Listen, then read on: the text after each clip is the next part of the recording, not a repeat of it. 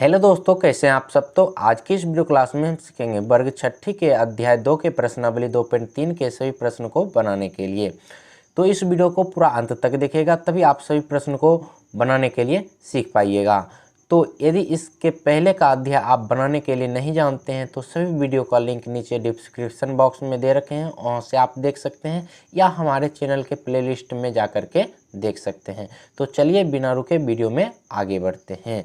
तो यहाँ पर देखिए, हमारा जो पहला प्रश्न है वह है निम्नलिखित में जोड़ का क्रम विनिमय नियम किसमें है।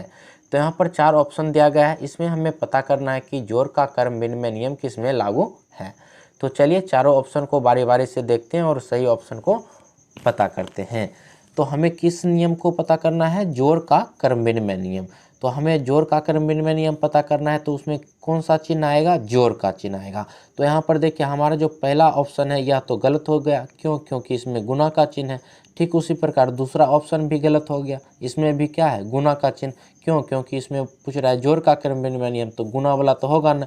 तो 2 ऑप्शन हमारा क्लियर हो गया। अब यहाँ पर बचा 2 ऑप्शन, या तो होगा 3 नंबर या तो होगा 4 नंबर। हमें जोड़ का क्रम विनिमय नियम पता करना है। तो क्रम विनिमय मतलब हो गया क्रम बदलने वाला।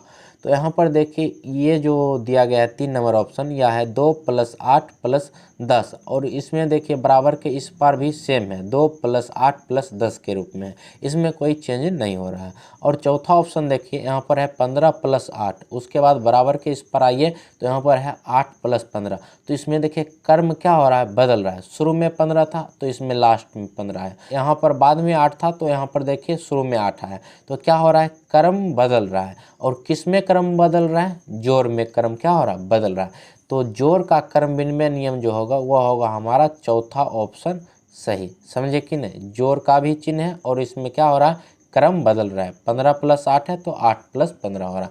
तो इस प्रश्न को आप सीख चुके हैं। आगे बढ़िए 2 नंबर प्रश्न को सीखते हैं। अब हमारा देखिए 2 नंबर प्रश्न। 2 नंबर प्रश्न है निम्नलिखित में उपयुक्त नियम लिखें।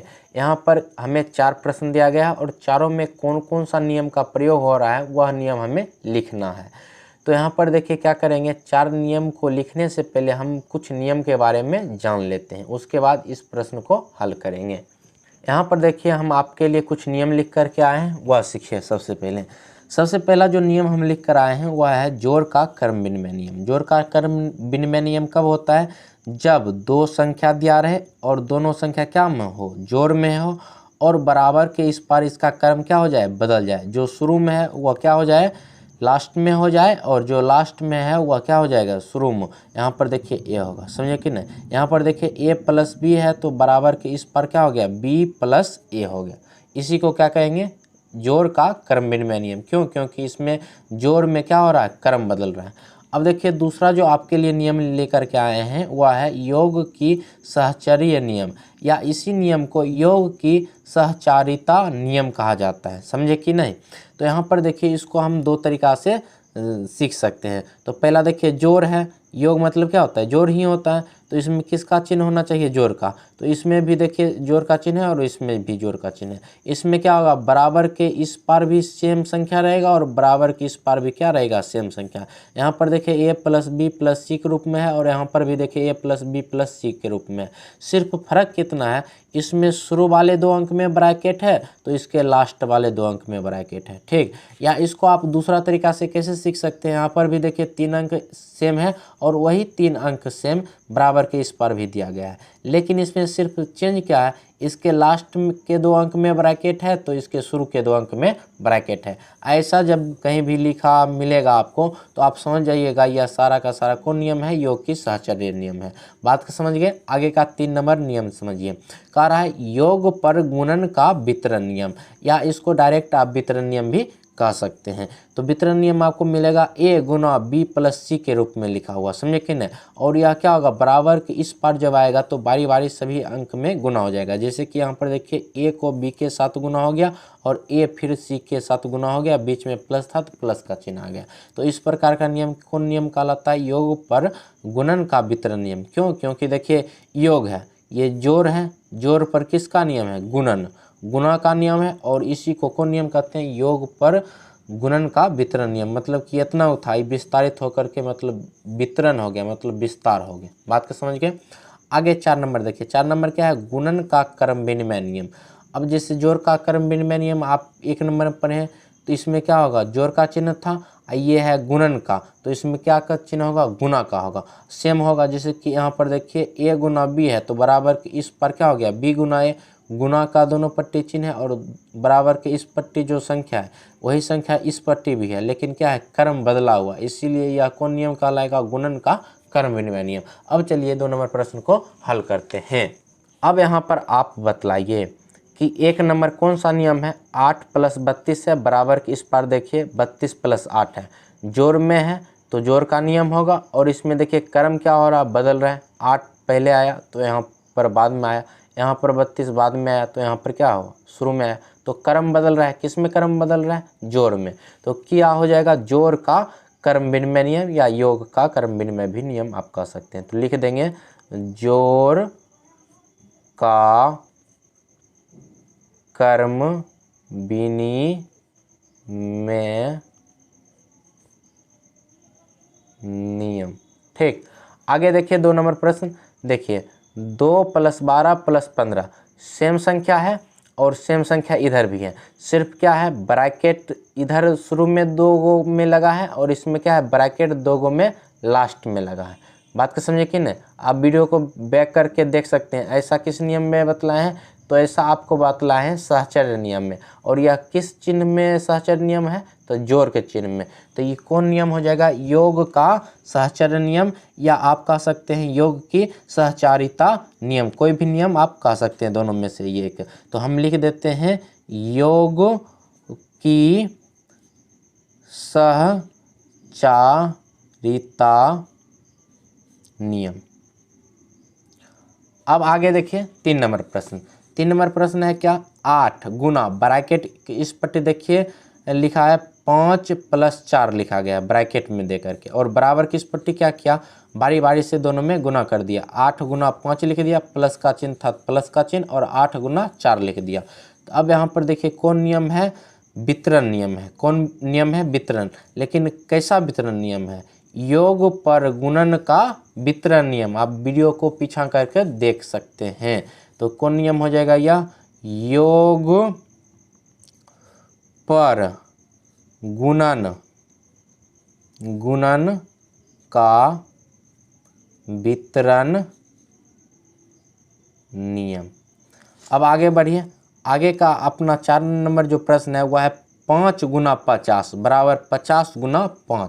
तो यहाँ पर देखिए क्या है, क्रम बदल रहा है, शुरू में 5 है, लास्ट में 5 है, अंत में 50 है तो शुरू में 50 है, और इसमें कौन सा चिन्ह दिया गया है, तो गुना का चिन्ह दिया गया, माने यह गुना का क्रम विनिमय नियम होगा, या आप कह सकते हैं गुणन का क्रम विनिमय नियम, बात दोनों एक ही है।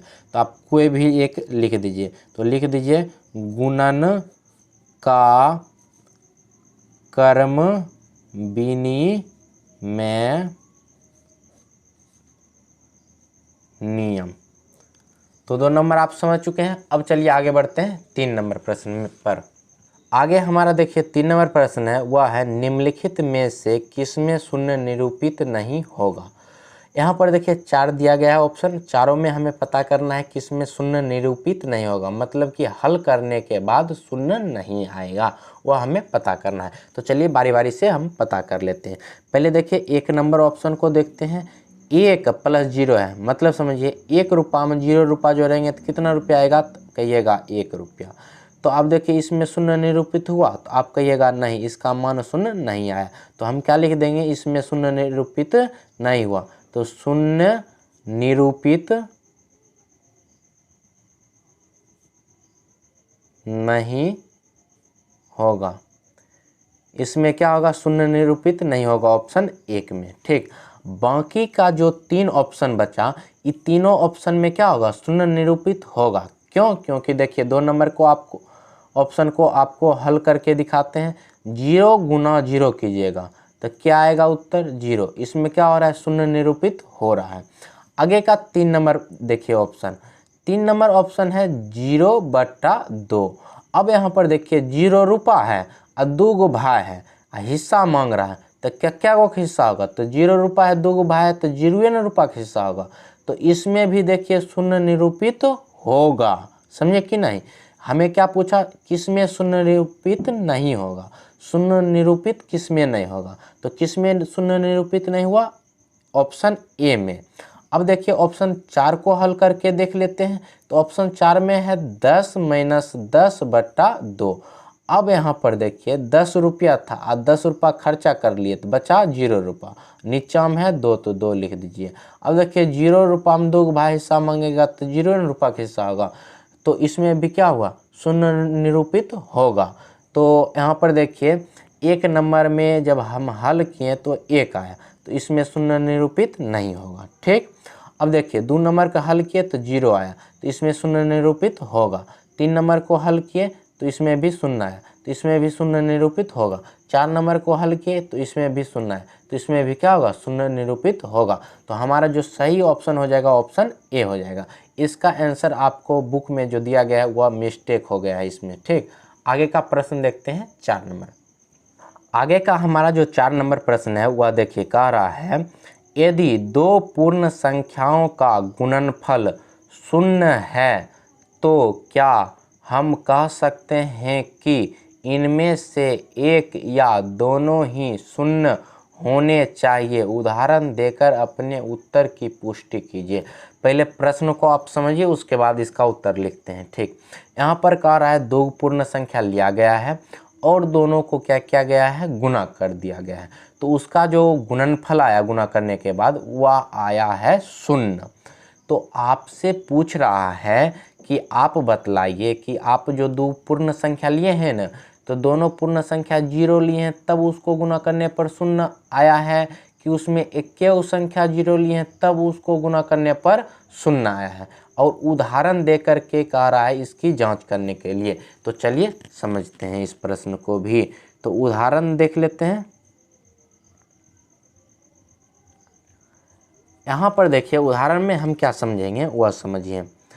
क्या करेंगे, 2 संख्या 0 लेते हैं और क्या पूछ रहा है, गुणनफल। तो क्या कर देंगे, 2 0 को गुणनफल कर देंगे, तो क्या आएगा, 2 0 गुणा करने पर 0 आएगा। अब देखिए दूसरा ऑप्शन लेते हैं एग्जाम्पल। तो 0 में आप क्या कीजिए, कोई भी अदर संख्या से गुणा कर दीजिए। मान लीजिए यहाँ पर 1 के से गुणा कर दिए, तो 0 में 1 से गुणा करेंगे तो आप कहिएगा आएगा 0। या आप कहिए कि 0 में हम क्या करेंगे, 10 से गुणा कर देंगे, तब पर भी क्या आएगा, 0 ही आएगा। तो अब आप यहाँ पर बतलाइए कि जब हम 2 पूर्ण संख्या को गुणा कर गुणनफल हमें 0 प्राप्त हुआ, उसमें क्या दोनों संख्या 0 होना चाहिए कि एक ही संख्या 0 रहेगा तब पर भी उसका गुणनफल 0 आएगा। तो आप कहिएगा क्या कि 2 संख्या रहेगा तब पर भी उसका गुणनफल 0 आएगा, माने 2 संख्या जो दिया रहेगा वह दोनों का दोनों शून्य रहेगा तब पर भी उसका गुणनफल 0 आएगा। या जो 2 संख्या दिया गया है उसमें एक भी संख्या अगर शून्य है तो भी उसका गुणनफल क्या होगा, शून्य होगा। तो यहाँ पर हम क्या लिख देंगे कि लिखेंगे, हम कह सकते हैं कि इसमें क्या होना चाहिए, इसमें एक भी शून्य हो सकता है, या फिर दोनों संख्या क्या होगा, शून्य होगा। आप उदाहरण में समझ चुके हैं। या तो क्या होना चाहिए, एक संख्या शून्य होना चाहिए, या फिर क्या होना चाहिए, दोनों संख्या शून्य रहेगा तब जाकर के इसका गुणनफल शून्य होगा। प्रश्न को समझ चुके हैं। अब चलिए आगे बढ़ते हैं 5 नंबर प्रश्न में। आगे का हमारा देखिए 5 नंबर प्रश्न है, वह है यदि 2 पूर्ण संख्याओं का गुणनफल 1 है तो क्या हम कह सकते हैं कि इनमें से एक या दोनों ही 1 के बराबर होनी चाहिए। उदाहरण देकर अपने उत्तर की पुष्टि कीजिए। अब यहाँ पर देखिए क्वेश्चन को पहले समझिए, उसके बाद इसको भी हल करेंगे। तो यहाँ पर कह रहा है कि अब हम 2 पूर्ण संख्या फिर लेंगे, लेकिन उसका जो गुणनफल आता है वह 1 आता है। मतलब कि जो पूर्ण संख्या अब लिए हैं ना, वो दोनों पूर्ण संख्या को हम गुना करते हैं तो उसका गुणनफल कितना आता है, 1 आता है। तो वही आपसे पूछ रहा है कि जो दो संख्या लिए हैं, दोनों संख्या एक के होना चाहिए तब उसका गुणनफल 1 आएगा, कि दो संख्या में एकोक संख्या 1 रहेगा तब उसका गुणनफल 1 आएगा। और यह पूछ रहा है उदाहरण दे करके भी समझाने के लिए। तो चलिए अपना उदाहरण पर ही समझ लेते हैं। तो क्या लिख देंगे, उदाहरण। उदाहरण में आप देखिए क्या करेंगे, 2 गो 1 लीजिए, 2 गो 1 लिए, 2 गो 1 लिए और इसका गुणनफल पूछ रहा है तो क्या कर देंगे, गुणनफल। तो दो संख्या 1 लिए हैं, 2 बार क्या किए हैं, 1 को गुना करेंगे तो क्या आएगा, 1 आएगा। अब क्या कीजिए, 1 में कोई अदर संख्या से गुना कीजिए, जैसे कि 5 से गुना कर दीजिए। तो 1 गुना 5 करेंगे तो कितने आ जाएगा, 5 आएगा। या फिर आप कोई और संख्या ले लीजिए। तो 1 में मानिए कि हम ले लेते हैं 17, तो 1 में 17 से गुना करेंगे तो कितना आएगा, 17। तो यहाँ पर उदाहरण आप समझिए, क्या कहा कि दो पूर्ण संख्या को गुना करने पर क्या आना चाहिए, गुणनफल 1 आना चाहिए। तब बतलाइए कि दोनों में क्या होना चाहिए, दोनों संख्या 1 होना चाहिए कि एक संख्या 1 होना चाहिए। तो यहाँ पर दो संख्या अगर 1 रहेगा तब उसका गुणनफल क्या आएगा, 1 आएगा। यदि एक संख्या 1 रहेगा और एक संख्या जो होगा वह कोई और संख्या रहेगा तब उसका गुणनफल 1 नहीं आएगा। जैसे कि दोनों उदाहरण में आप समझ सकते हैं, एगो 1 लिए हैं, एगो अदर संख्या लिए हैं, दोनों को गुणनफल निकाले हैं तो 1 नहीं आया। ठीक उसी प्रकार 1 लिए हैं और एगो अदर संख्या लिए हैं, इसका भी गुणनफल 1 नहीं आया। तो हम क्या कह सकते हैं कि इसमें क्या होना चाहिए, दोनों संख्या क्या होना चाहिए, 1 होना चाहिए, तब जाकर के इसका जो गुणनफल होगा वह 1 के बराबर होगा। तो हम क्या लिख सकते हैं, तो हम लिख देंगे, तो हम कह सकते हैं कि इनमें दोनों संख्या 1 के क्या होना चाहिए, बराबर होनी चाहिए, तब जाकर के इसका जो गुणनफल होगा वह 1 के बराबर होगा। दो संख्या 1 रहेगा तब इसका गुणनफल क्या होगा, 1 के बराबर होगा। अब चलिए आगे प्रश्न 6 नंबर को हल करते हैं। अब आगे का 6 नंबर प्रश्न सीखिए। इसमें बोल रहा है वितरण विधि से ज्ञात कीजिए। तो यहाँ पर जितना भी आप प्रश्न देख रहे हैं, सारे प्रश्न को हमें डायरेक्ट गुना नहीं करना है, इसे वितरण विधि द्वारा गुना करके लिखना है। तो चलिए समझते हैं। तो सबसे पहले 1 नंबर को हल करते हैं। यहाँ 2 संख्या दिया गया है, दोनों को हमें गुना करना है। तो इसमें एक संख्या को क्या करेंगे, तोड़ देंगे, उसको 2 भाग में बांट देंगे। कैसे बांटेंगे वह समझिए। तो 638 है, इसको क्या कीजिए, 638 ही लिख दीजिए, गुना का चिन्ह दे दीजिए, इसको तोड़ दीजिए। तो आप कहिएगा इसको आप 100 + 1 के रूप में लिख सकते हैं। तो 100 + 1 101 हो जाएगा। ठीक, तो आप यहाँ पर क्या कीजिए, बारी बारी से दोनों संख्या में गुना कर दीजिए। तो क्या हो जाएगा, 638 और गुना एक बार हो जाएगा 100, बीच में प्लस का चिन्ह है, प्लस का चिन्ह दीजिए। 638 और गुना एक बार हो जाएगा 1। अब आप कहिएगा कि बारी बारी से क्या कीजिएगा, दोनों में गुना कर लीजिएगा। तो 638 एक कम क्या हो जाएगा, 638 और 2 जीरो है तो 2 जीरो दे दीजिए, या आसान तरीका से गुना करना का है। अब यहाँ पर देखिए 638 में 1 से गुना कीजिए, तो क्या हो जाएगा, 638 से कम 638 हो गया। अब क्या कीजिए, दोनों संख्या को जोड़ दीजिए। 8 जीरो क्या हो जाएगा, 8, 3 जीरो क्या हो जाएगा, 3। उसके बाद देखिए 6 और 8 14, 14 4 बाकी क्या हो जाएगा, 1। इधर संख्या नहीं बचा, इधर देखिए 3 और बाकी वाला 1 क्या हो जाएगा, 4, और ये 6 का 6। यही आपका आंसर रहा। ठीक, आगे का 2 नंबर प्रश्न देखिए। इसमें देखिए आप क्या कीजिएगा, 4375 को रहने दीजिएगा, गुना का चिन्ह कीजिएगा।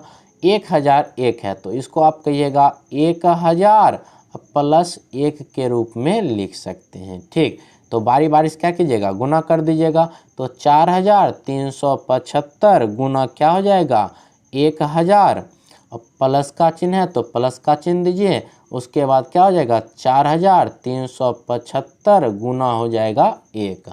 अब यहाँ पर देखिए 4375 में 1 से गुना कीजिए तो आप कहिएगा 4375 ही आएगा। और यहाँ पर देखिए 3 जीरो है तो आप कितना जीरो दे दीजिए 3 जीरो दे दीजिए। प्लस का चिन्ह है प्लस का चिन्ह दीजिए।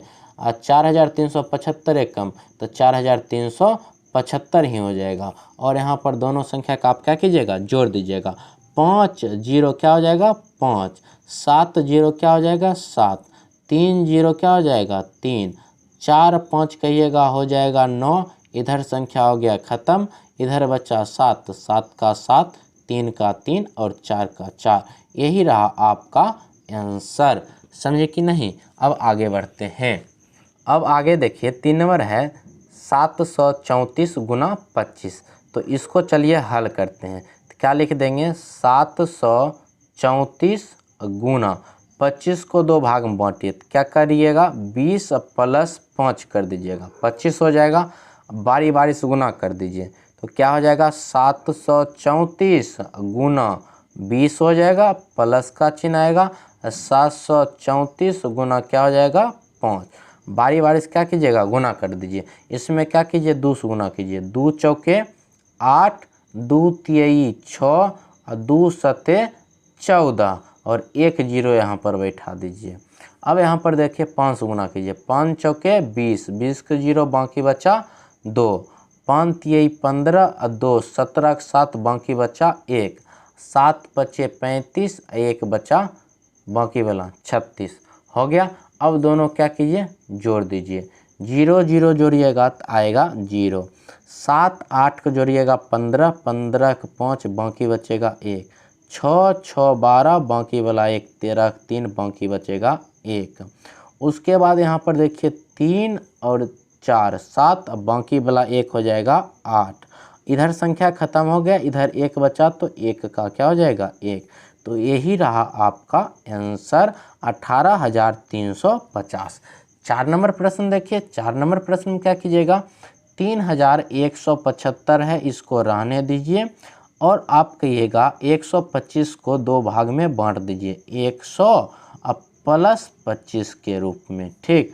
अब आगे देखिए क्या कीजिए बारी बारी से गुना कर दीजिए। तो 3,175 गुना क्या हो जाएगा 100 प्लस का चिन्ह दीजिएगा 3,175 गुना 25 हो गया।